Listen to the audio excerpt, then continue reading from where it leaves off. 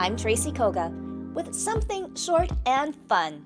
This is a Hue Soundbite. Well, Nathan or Wayfie, music producer, artist, songwriter, you have so many different things to choose from. But anyways, welcome to Hue at Home. Now, Nathan Chiu, known as Wayfie, he is a music producer, but he is also now a songwriter and an artist in all shapes and forms. So first of all, Nathan, most of the interviews that I do are with singer-songwriters. So, you know, it's songs right from the heart, like ground zero. As a music producer, what are your roles and when do you come into the whole songwriting process? Wow, yeah. As a music producer, it's interesting because there's many different like approaches when it comes to producing a song. Mm-hmm. Um, a more modern approach is where like a producer will create something and then like an artist might actually come in after the fact and write or like what's known as top line on what the producers created, like the instrumental backing. But I guess the more classical role of the producer is to essentially take what the songwriters and the artists have created as the song and really just hold it up for the rest of the world to see by supporting it with additional musical elements, whether that be like instruments or sounds or really anything else that's not just the lyrics and the melody. Well, and you definitely obviously have a good ear for this. And we were talking a little bit about your education, but I'm curious, like, were you always interested in sounds and music even as a child? Yeah. A big nod, yeah. Yeah, I think so. I didn't really recognize how much access at an early age I had to just even the foundational concepts that underlie a lot of what I do today. Like I remember I have three older siblings. The one who's older than me is like 13 years older than me. And so I remember being really young and he had a PlayStation 2 and on there was a game and it was actually made by MTV, but it was like basically a digital audio workstation, which is like a tool music producers use to make music nowadays, um, on a video game console. And I remember being really young and seeing that. And anyways, from there, I think just having that kind of be a reality to me at a young age, plus always having piano and guitar and just drum set in the garage. I felt like my family was very like, they're very welcoming and supportive of just me exploring as a young person with instruments and music. Wow. And then, of Yeah. course, you went to Nimbus. And let's talk about your experience there. You said it's just like a 12-month course, so it must be pretty intense. And I'm sure you probably met a lot of really interesting people too. Yeah, no, it was well, I don't know what the state of the school is today. I think they've undergone some changes since I've been there, but when I was there, it was really a sought after place to be. I think one thing that I remember them advertising when I went with my mom and we kind of walked through the school and they gave us the tour. I think one thing they mentioned was that at the time all the teachers there had to be active in the industry in order to teach there. So for me, Mm-hmm. that was like, whoa, this is cool. I'm actually going to get to learn from people who are doing the thing that I want to do. Um, and so because of that, I think I had really like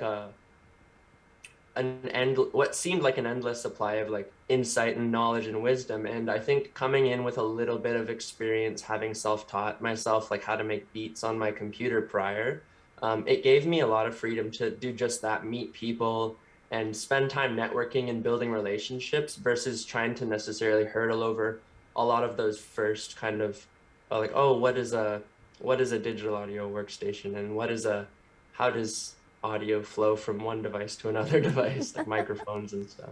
Oh, I know. Yeah. And you've actually garnered so much recognition at such a young age. Is secret to success, or how did you do it? Um, I mean, I don't know. I feel so, it's interesting you say the word success because I think we often look at the word success as like uh, like present looking back and like those are like kind of our accomplishments and those are the things we've done up to now. But I've always just looked at every day like a chance to come closer to what it is that I love, but do it in the way that the world will also the world will not like accept me, but like working in harmony with the rest of the Mm-hmm. world by doing what I love. And I think just through doing that and kind of leading by example and kind of always being true to what I love, if that makes sense. It's kind of a vague answer, but I don't really understand what success means at a general level. I think success is different to everyone. For me, it's like my success is being able to write songs with anyone I want to write songs with. And I think trying to write every day and really just learn and role model and research after people who I really look up to in this industry has taught me so much. Yeah. And who are the artists that interest you that, say, okay, yeah, I'll work with you? What kind of artist are you looking for? Well, as a producer, I'm not necessarily fixed on working with a specific type of artist. As an artist and a songwriter, I'm really inspired by people who kind of do the same thing as I do, people who are a little multifaceted in the sense that like they also songwrite and they also produce. Some artists that immediately come to mind are Pharrell Williams. I really like Pharrell Williams because he not only does music production, songwriting, and performs as an artist, but he also just has a really unique perspective when it comes to creativity.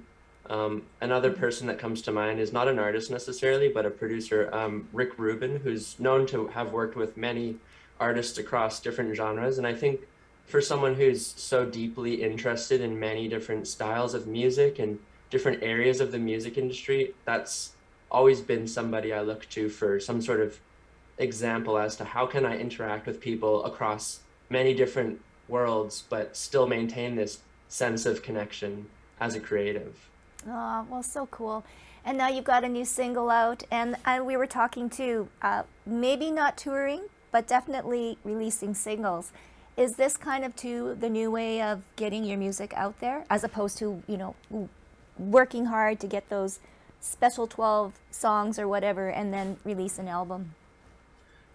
Yeah, so like it's really strange this modern music industry. I'm kind of learning it as I go, and it's kind of changing as I learn. So, to answer your question, yeah, I think touring is something that I'm definitely open to. I don't feel I come from as much of a performer's background, so that's something I'm excited to learn more about and to practice more and to develop in as a performer. Doing shows in front of people in a room, which I hope will happen soon, but we got to kind of wait for the world to keep up with us. But yeah, making songs is kind of it's something I've been doing for what seems like a while now. And in my latest single, and I guess all the songs I've released in 2021 have been somewhat of a exploration in terms of, okay, I've given myself permission to be an artist.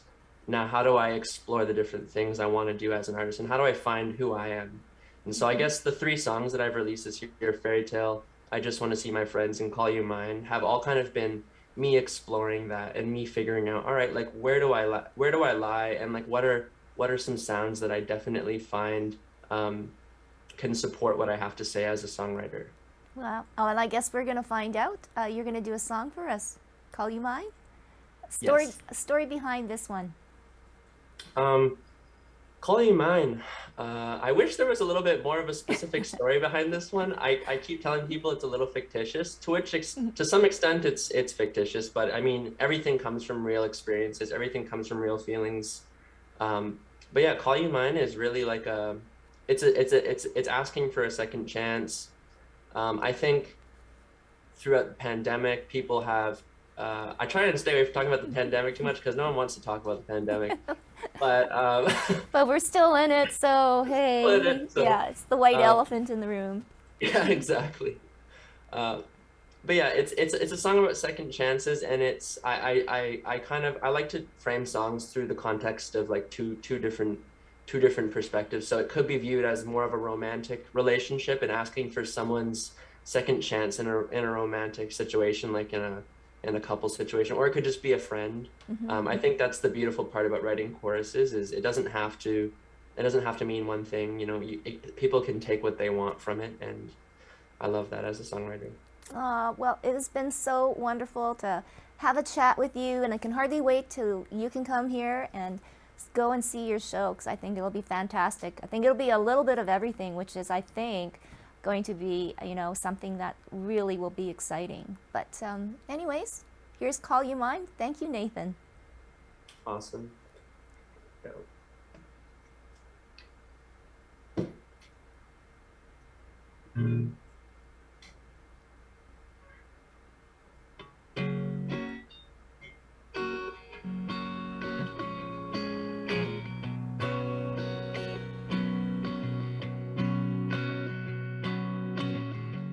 One heart, two sides, vacant queen size.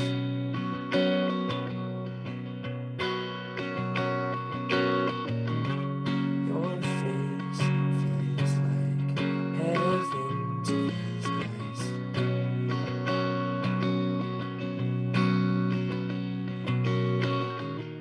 I'm gone, meanwhile you'll be just fine.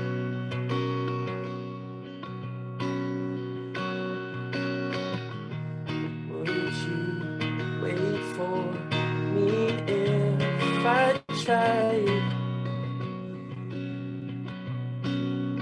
Would you let me into your life? Let me back on into your life. Would you let me make it right? Let me change your mind. I can make up for the lost time. Take you out onto a long drive. I just need to know if I can make me call you mine. Things feel dreamlike, being.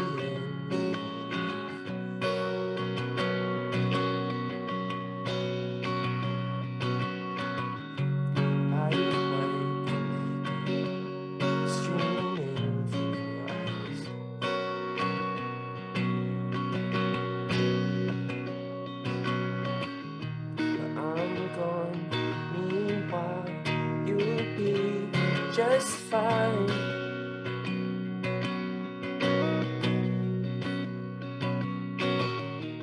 Would you wait for me if I tried? Would you let me into your life? Let me back on into your life. Would you let me make it right? Let me change your mind. I can make up for the lost time. Take you out onto a long drive. I just need to know if I can maybe call you mine. I've been known to fear commitment, 'cause when I had to choose, I would choose to lose all the vices if I was nicer.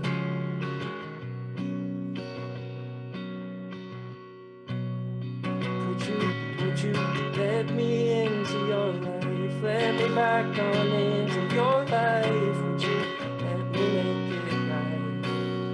Let me change your mind. I can make up for the lost time. Get right onto the long drive. I just need to know if I can make me call you mine. So let me into your life. Let me back on into your life. Would you let me make it right? Let me change your mind. I can make up for the lost time. Take you out onto your drive. I just need to know if I can maybe call you mine.